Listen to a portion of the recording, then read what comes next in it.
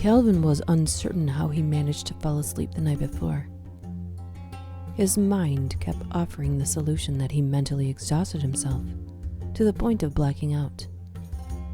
But the thought that Durdrum somehow knocked him out also crossed his mind. Despite the whole unpleasantness of his situation, he took solace in the fact that the entity had always killed based upon his private thoughts, and appeared to not mean him any harm. Whether his thoughts were delusions or reassurances remained to be seen.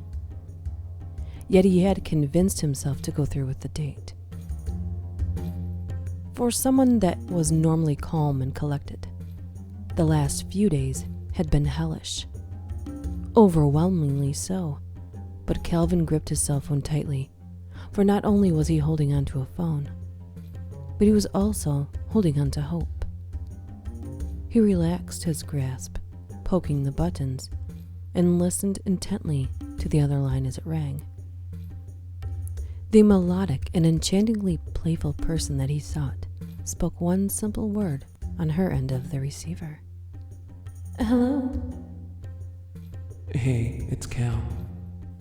His mind stalled and lagged behind. Gwen sensed this and stepped in before an awkward silence filled the line. "Hi, Cal. We still on for tonight?" Yeah. How does 5 sound?" "Perfect. Are you going to pick me up, or are we going to meet?" I'll pick you up." "I live at 358 South Carver Street. My house is the second one from the corner. So, Cal, what do you want to do tonight?" "The same thing we do every night, Pinky.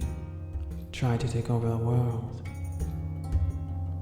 His phone filled up with the sound of Gwen's laughter. Calvin's impression of the brain was spot on, and he was thankful she got the aged reference. After her laughter subsided, he spoke again. "I was thinking a picnic at the lake." "That sounds romantic. Hopefully a hockey-masked maniac doesn't come out of the lake and get me. I'll see you in a couple hours. Bye, Cal." "Nah, that only happens to teenagers. I'll be seeing you." Soon after, Calvin went to a different grocery store from last time, picked out some favorable picnic foods, and headed to Gwen's. Unbeknownst to him, a copper-colored Buick trailed behind his Mustang from a respectable distance. The two inhabitants had been watching him ever since he first left his house. The detectives, parallel parked on the street a few houses down from Cal, parked his vehicle, watched as he rung the doorbell at an ugly yellow house, and observed as Cal and Gwen took off in the red vehicle. "He seems normal enough." Monty spoke as he watched Arthur switch the Buick back on and throw it in his drive. "Yeah, seems. Mitch Milani seemed normal enough too. But then we caught him dressed up in priest robes, butchering a bed and some frogs while screaming about how he was preventing the second coming of the spirit army." "Fair enough. If nothing else, I'm really curious to figure out how a banker is pulling all of this off. These murders are some Houdini-level shit. You'd think making accounts disappear would be more fitting. So you think Iburn is killing through sleight of hand? Illusions? That's a really interesting theory." "Well, why not? We both agreed that something is up with him and that he is more likely responsible than not. He was present for both deaths, after all. And God only knows what personal hobbies everyone has. My theory certainly fills in a lot of blanks. Yeah. Perhaps he somehow rigged the light fixture to fall in advance and had measured the trajectory the glass and coins would take. Well, now that I say that, that sounds downright stupid and improbable. Even supposing he is able to precisely calculate something so impossible, I'm at a complete loss for how he could have pulled it off at the hospital." Bedivere let out a loud sigh and stretched out his arms. For now, we'll just have to keep an eye on him and hope that he slips up. If he does, then we are completely within our rights to ask him about it. The detective-occupied car purposely lagged behind Iburn's, never losing their mark, despite the various curving paths that the lake road presented. A small peninsula presented itself, and was decided to be the perfect picnic spot. The detectives drove on past the determined picnic spot and parked on a similar peninsula further on down the lake. What a view! I haven't been out here in years. Gwen's words energetically and enthusiastically escaped from her lips in tune as she set a chocolate-covered blanket on the ground. Me either. I've never been much of an outdoorsman, not to mention how far out of the way this is. Calvin replied as he spread out an assortment of food in different bags and bottles. Of course, in this instance, it isn't out of the way at all. Well, it looks like you spared no expense. Are you setting me up for Jurassic Park impressions? Maybe I am, maybe I ain't.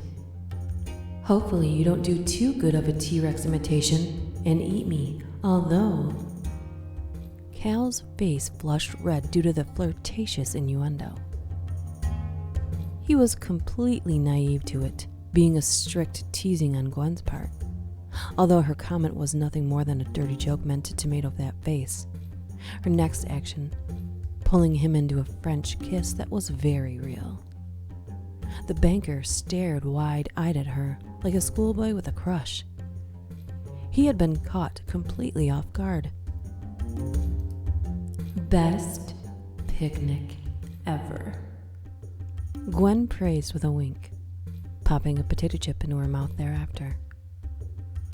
The 32-year-old could only nod his head as he attempted to piece together a conversation, his mind a happy scrambled mess. In the end, he put together a sandwich and stuffed his face in an effort to bide more time for topic construction. An opportunity presented itself, but in a very unwanted way. A white, rusty pickup truck loaded with fishing gear pulled up close to Iburn's Mustang, and out stepped a lone, middle-aged man in muddy overalls and some of the most tangled hair that Calvin had ever seen. The newcomer walked to the bed of his truck, grabbed a fishing pole and a fold-up chair without so much as a glance at the formerly relaxing couple. Calvin broke the silence. Hey, do you mind? The man unfolded his chair and took a seat before responding, his gruff voice in a sarcastic tone that was most unfitting. Nah, not at all. Cal redoubled his efforts and came from a different angle. Could you please go fish at a different part of the lake? We're having a picnic and would like some privacy. I could, but I won't. It's a free lake, and this is my fishing spot. You should have taken that sweetness to a restaurant or a hotel if you wanted to eat and have some privacy. Why don't you do that? Or are you so cheap? A storm began to brew inside of Calvin, who clenched his fists as he seethed. He opened his mouth to speak, but now scowling Gwen beat him to the verbal joust. As you said, it's a free lake. This isn't a matter of cheapness, but of creativity. Something you don't understand, seeing how you bind yourself to a single fishing spot. The fisher cast his line and turned his head slightly to regard Gwen while he spoke. Men are talking, hon. The rage inside boiled over and his thoughts of death could be contained no longer. The thought had been uttered. Go die. And that's all it took. The fishing line shot out of the water and wrapped itself around the asshole fisherman's throat. He attempted to let out a gasp as he desperately clawed at the line. Big mistake. The line loosened slightly, but enough so that the hook could go down his open gullet, and that it did. Down it went. The hook was now scraping the man's insides. It began by tearing against the back of his tongue. Then it ripped the wall of his throat, before coming to a rest in a shredded esophagus. The crushing outer pain was dominated by what started out as gross, texture-filled irritation, and had then evolved into a burning sensation that was akin to feeling being stabbed with a hot poker iron. As the internal bleeding poured down the man's esophagus, the stranglehold around his neck intensified. The rod of the fishing pole edged into the lake, dragging the would-be victim with it. The former fisherman's struggle ceased soon, and after he submerged into the lake. Whether he died of internal bleeding, choking, drowning, or some combination of all, can only be speculated. When Calvin returned his gaze to Gwen, he had expected to find her closer to him.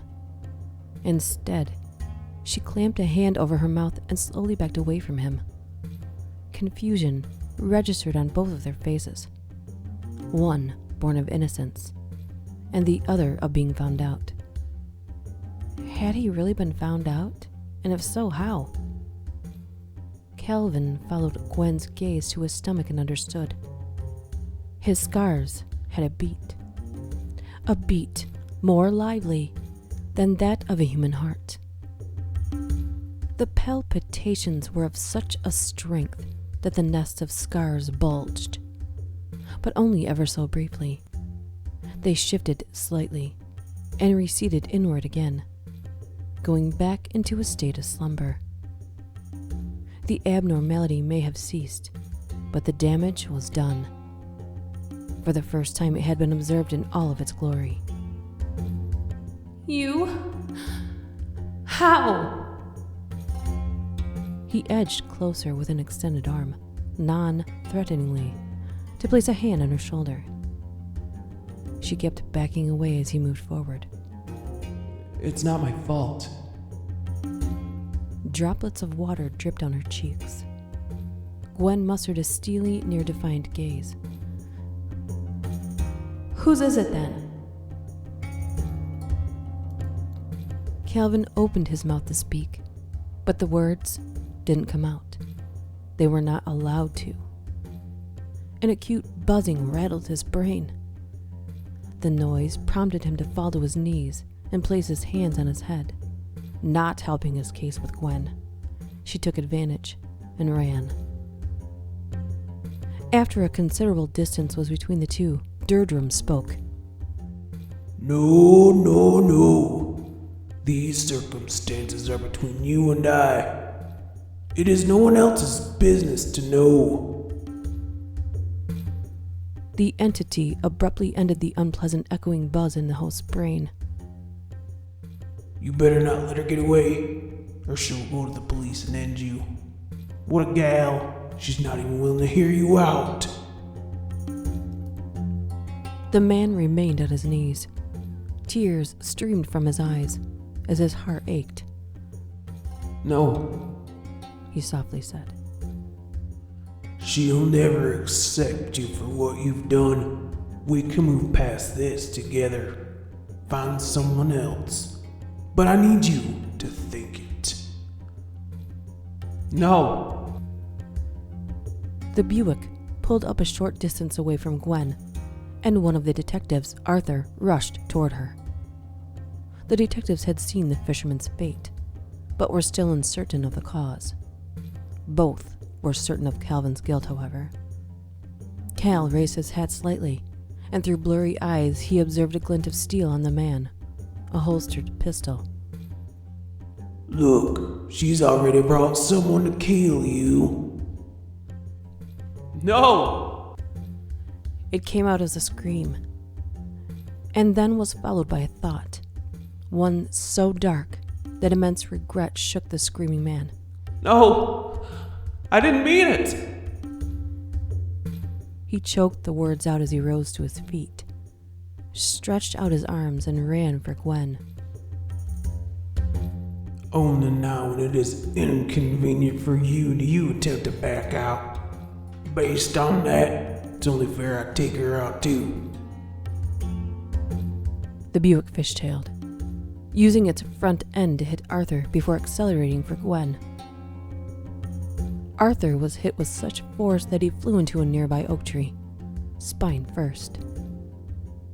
Bedivere stomped down on the brake, or what should have been the brake. He felt a solid above the brake, but saw nothing abnormal, to no avail. He placed a hand on the stick and tried to throw the car into park with no success, although, much to his confusion, he found himself forcibly thrown from the speeding vehicle. The freshly ejected detective watched the woman helplessly. Realizing that the motorized machine of death would follow her wherever she went, Gwen changed her course for the lake, and sure enough, the car swerved to follow. It inched closer and closer. But before all hope was lost for Gwen, 3 spectacular sounds rung out in that peninsula. The first was a gunshot. Second was the Buick's rear tire popping, and the third was another gunshot. The winded, lying Bedivere turned his head to face the source of a commotion and saw Arthur, still crumpled against the tree, leaking blood from his lips, yet somehow keeping his arm raised and steady with a firm grip on his pistol. The second bullet had gone through Cal's chest like a knife through warm butter. The mortally wounded banker collapsed on the ground, spending the last bit of his life within him, tilting his head to gaze at the fleeing Gwen. His vision fading, his eyes glazing over. The last words he heard, although uncertain whether or not they actually had been spoken. You insipid failure. I was so close. I just needed more time. Saving you from that wreck was nothing but wasted time and energy. I hope there is a hell, and I hope it swallows you and all your kin whole.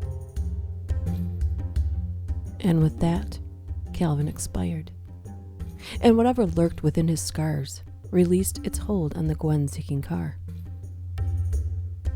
Little did that or the shot tire matter. The car traveled just fast enough that it plowed into Gwen.